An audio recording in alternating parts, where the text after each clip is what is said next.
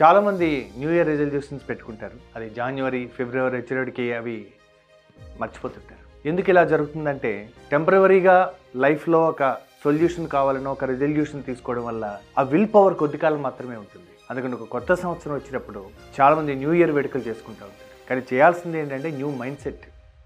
ఈ సంవత్సరం ఎలాంటి స్టేట్ ఆఫ్ బీయింగ్ ఉండాలి, ఎలాంటి గోల్స్ ఉండాలి, ఆ గోల్స్ అచీవ్ చేయడానికి మన రెడీనెస్ ఎంతవరకు ఉండాలి.